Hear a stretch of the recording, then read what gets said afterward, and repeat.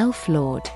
Alright, welcome back. Sit back, open your mind, and enter into a world where dreams are born. A land of fantasy awaits, beckoning you to explore its hidden secrets. Travel into the dark depths of the unknown while narrow eyes follow your path and low whispers spur your every step. A fortress stands boldly against the dying light of day, and you struggle through waves of tall grass flowing in the evening breeze. Night sounds haunt you from the darkness that creeps ever closer. You see the open gate and the warm flow within reaches out to you. Your legs are heavy from travel. Your brain works to push you on. Your muscles cry in pain, but you inch forward, not daring a backward glance. Is it the sound of your breathing that fills the night air, or that of something else? Something evil. At last, the high arch of the fortress keep opens its mouth and mercifully swallows you into its safe stone walls. The guard smiles comfortingly as your boots tap a hollow rhythm on the wooden drawbridge. You smile back and your heart returns to its rightful place, its wild beat slowing to normal. Through the gate, the soft glow of the torchlit courtyard brings warmth to your body, relaxing your tense muscles. Across the yard, a tavern awaits, bright light shining through its windows and cheerful song calling from within. Go now and listen to the stories, the tales of Elflord. So, yeah, whatever. It's actually in pretty good condition. There's like a little color coming off at the top here. But I decided to read it, and I have to say, so I don't know, I was a little weirded out by something, but we're going to get into that. So, it's weird because as I was reading this, I felt some sort of way about some of the things I was seeing in the book, and I did something that I usually don't do, which is like do research onto it to find out like what this was, because again, I've never heard of it, never seen it in the wild, no one's ever talked about it. This was brand new to me, so I was like, let me check this out and see what this is. Like, there was a comic I reviewed a couple years ago called The Story of Maya Ram, and anybody I've ever talked to has never heard of that comic. I had it when I was a kid, and then I found another copy in a dollar comic bin, and it was a one shot. There was no continuation to it. It told a full story in the first issue. It's done in just pencils. It actually looks pretty good or whatever. It was a cool comic, but again, nobody even knows like what the hell that is. Yeah.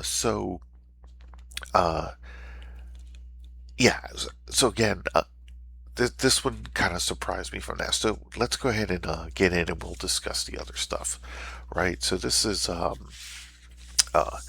they give us this like story opening crawl type thing here.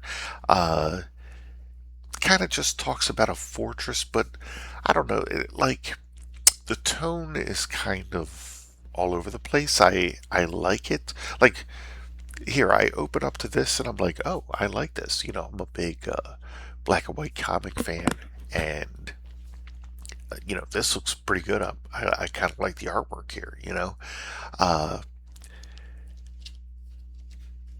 But it's weird, and we're going to see it as we go on, right?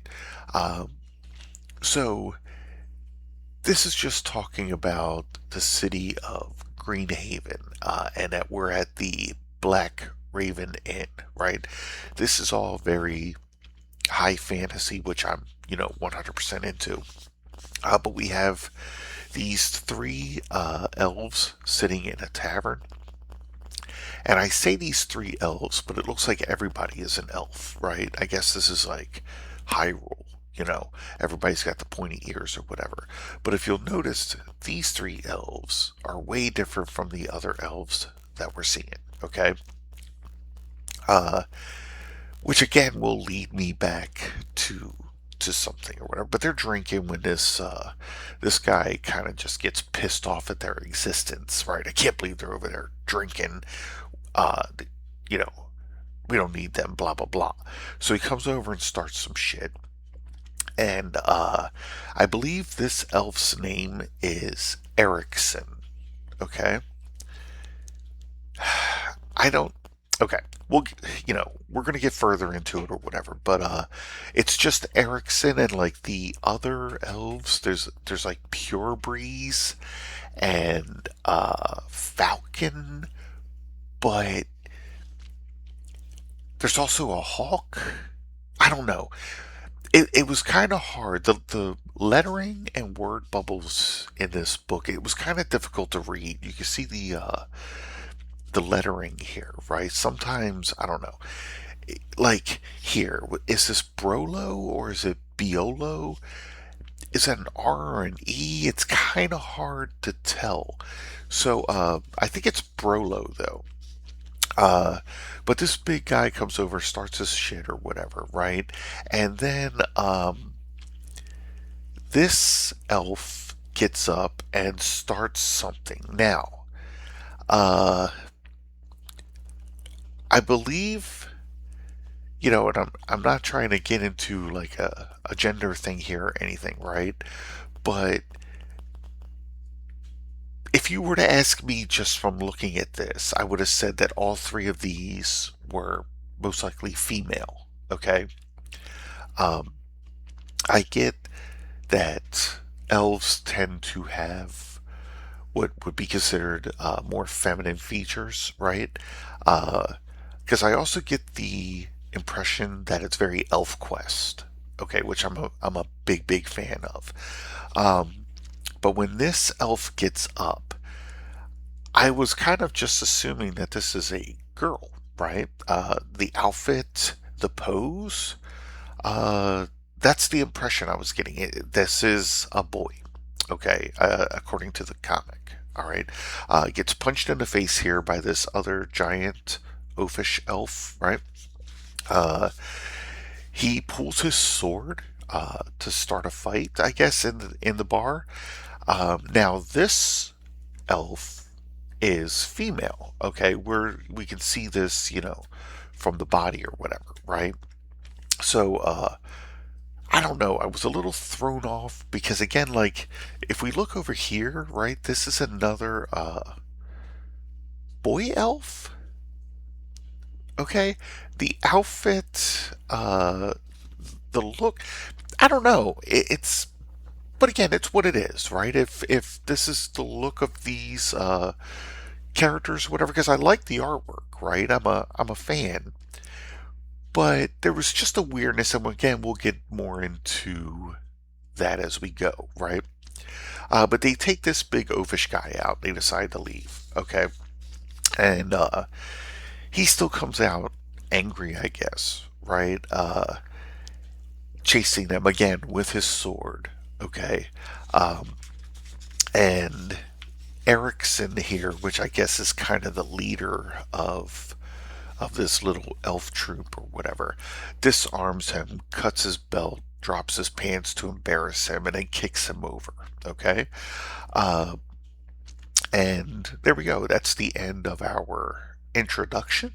It wasn't horrible. I think they kind of.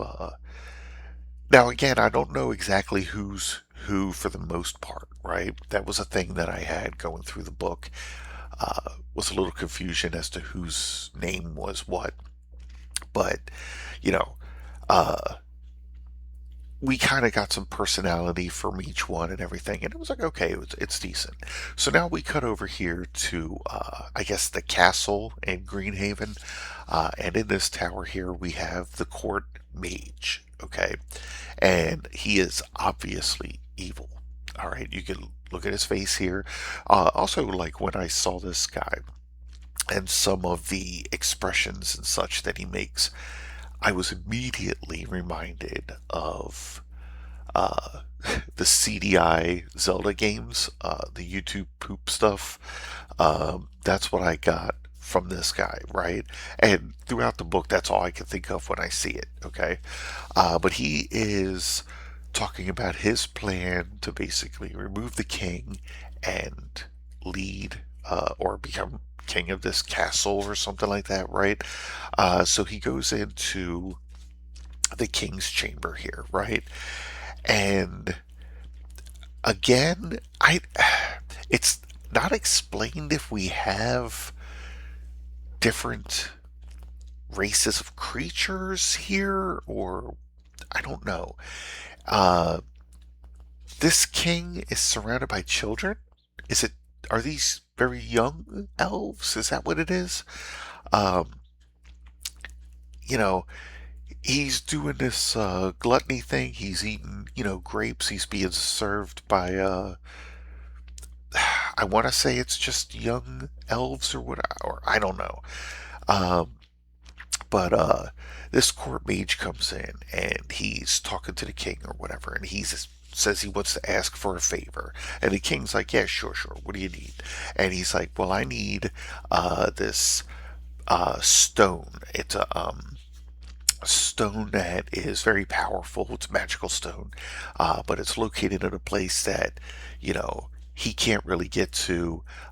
If he were to go on this journey, he would be gone for quite a while. And the king's like, oh no, we can't have that. You're my court wizard. I need you here. So what if I were to send some other people out to get you this stone? And the mage is like, oh yeah, yeah, that's a perfect idea, which I think was his plan to begin with. So we just kind of skip ahead, right? We don't even, they never bring in the elves for this. They're assigned this quest or whatever, and they leave. Again, like the artwork here and everything, this guy drew like every brick uh, on the castle and all this, right? But they are talking about the quest that they're going on. Okay, um, they left Falcon at the castle, so that's one of the elves. And again, I think we have Hawk, Pure Breeze, and Erickson. Pure Breeze really gave me, again, another impression of ElfQuest with the name of the elf and everything. Uh, so as they are talking about this, we have Brolo running out on his horse or whatever. His horse is comedic compared to the other horse. Whatever, that's fine, right?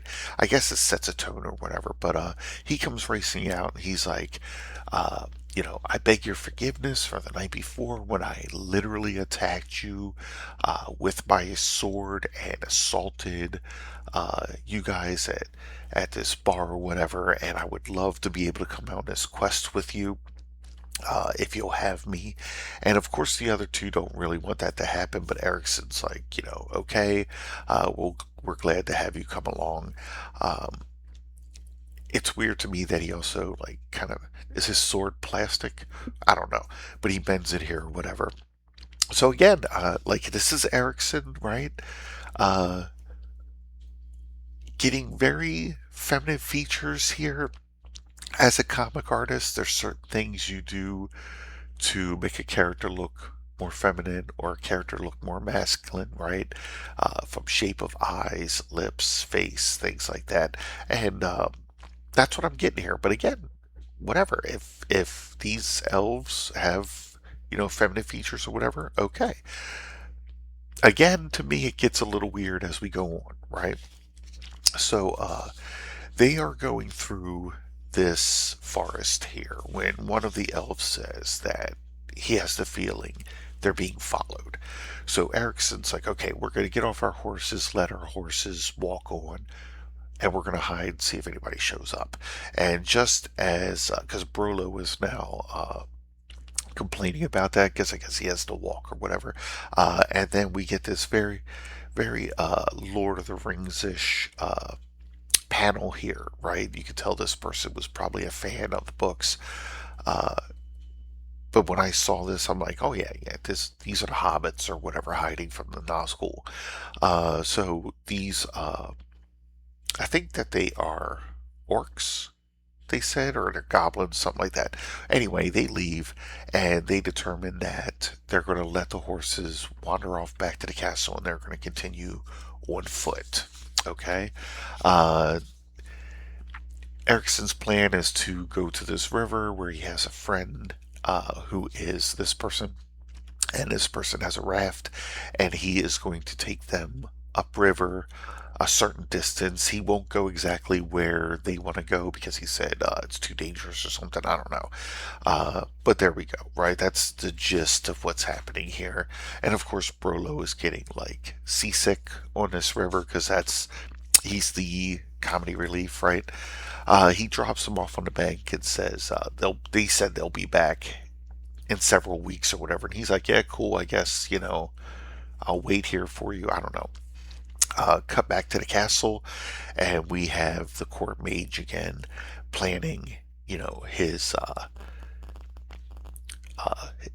his way of overtaking the castle. By the loss for words for that, but like we can absolutely see he's about to, do some violence here or whatever. So he goes into the king's chambers, right? Which I assume is the throne room. He's sitting in a throne, again surrounded by these I'm guessing children, right?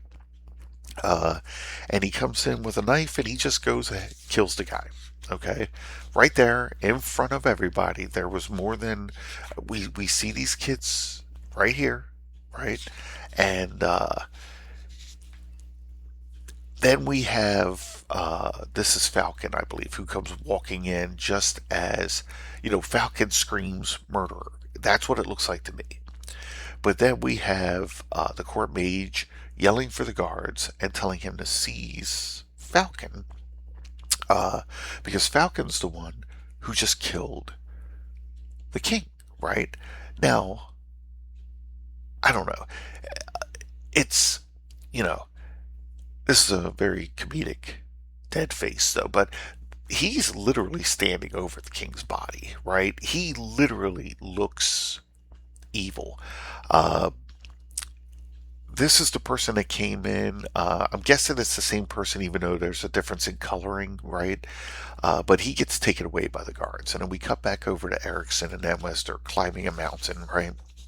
And they're just talking about how dangerous this whole thing is, or whatever, going on this quest, right?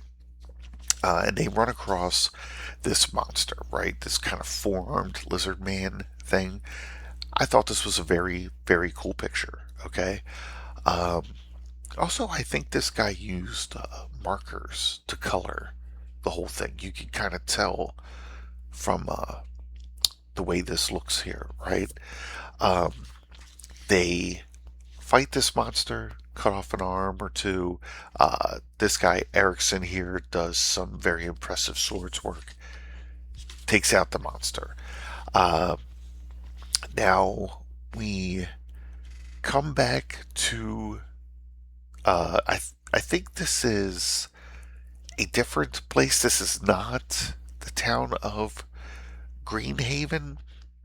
This is the Devil's Doorway, and we're going to be introduced to a new character. Okay, uh, I kind of feel like I get this was an independent book, right? And I think this was the first time any of these people were probably making a comic, and you can tell from the way this is put together, and you're going to see more. But it seems weird to me that you would follow these characters so far for the majority of the book, right? I feel like this introduction should have taken place, you know, more towards maybe the beginning, if they're cutting and they're introducing or whatever, and we could have followed that. So anyway, we have this elf here, which again, I was like, okay, obviously this is a girl, right? It is not a girl. This is a boy named Brand, right? Who is looking to become a mercenary, right? Has kind of samurai-ish vibes to me, right? Uh, Looks like, katanas here and such. Uh, these two guards are kind of giving him flack because they're like, "Oh, what's this? What are you going to do as a mercenary? You're like 6 years old, right?" But they send him down the street or whatever, and you can see here as he's walking uh, that I guess this is a brothel, and they're like, "Oh, look at the cutie or whatever, right?" Um, and again, I don't know, like these characters just look kind of very young for their, oh, whatever. Um, so he bumps into an orc. Okay, the orc kind of picks him up, and he's like, "What?" Like right when he bumps into him, he's just like, "Oh, you oaf! Why don't you? What are you doing standing in my way?" And the orc picks him up, and he's like, "You're right. It was my fault for mindlessly and carelessly standing where I was at, or whatever." And the elf notices like who this person is, and he's like, "Well, yeah, and don't do it again. But I'll let you off with a warning this time." And the orc actually thought that was funny, okay, and kind of like the elf, so let him go, right? So this elf uh, goes into the place where he's going to be looking for work, and he comes in and sees that there's like these things have like broken up through the floor and are attacking all of the other elves in the area, right? I mean, you guys can see what I'm talking about here when you see this character, this outfit, the shoes. You know, that's where my confusion will come in, right? They all seem to be wearing these tights. Like, I don't know. It's very Renfesty, but I don't know.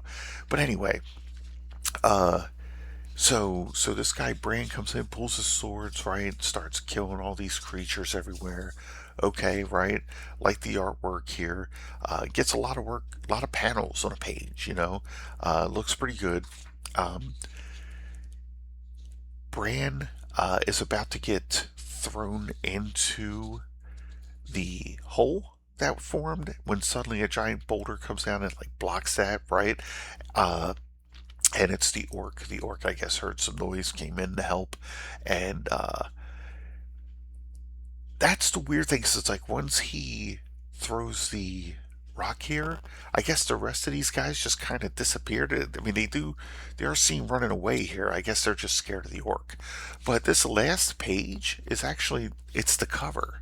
So here's what I was saying, where you know it doesn't look like they planned enough pages.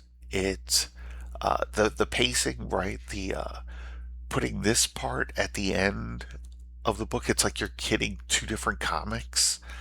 Maybe they thought the first part they didn't have enough pages, so they decided to add this part, and then that ended up being too many pages. I don't know.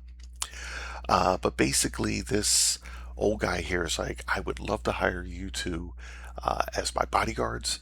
Um, I will pay you like whatever you guys want. The orc is like, well, I'm already a mercenary, like hired by whoever. But Bran is like, you know what? I'm going to go ahead and do it because you're going to pay me more than the mercenary thing, so I'll do that. And then that's it, right?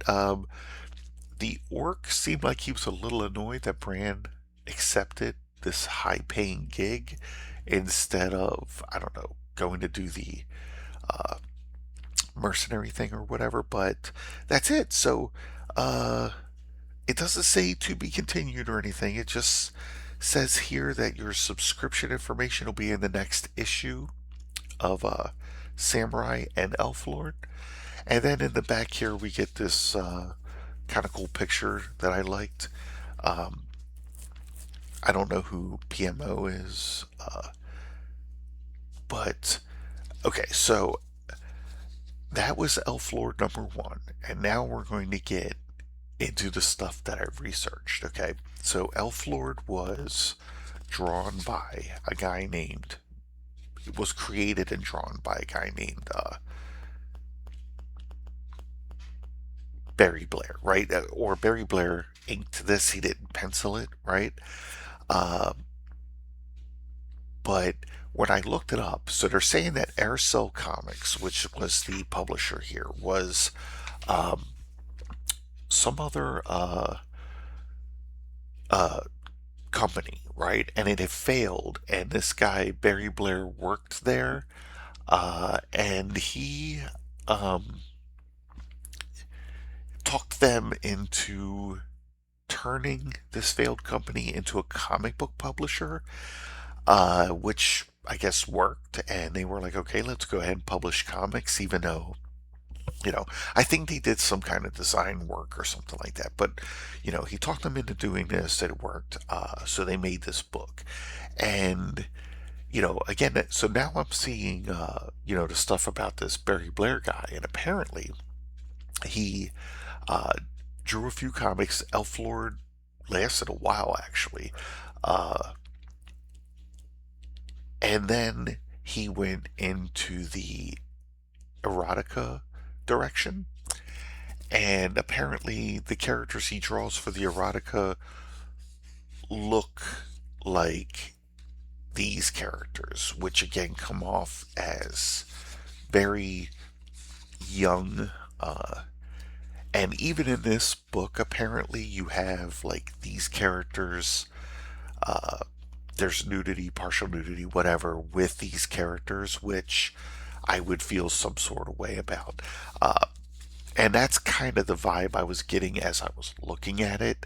That's why I decided to look it up.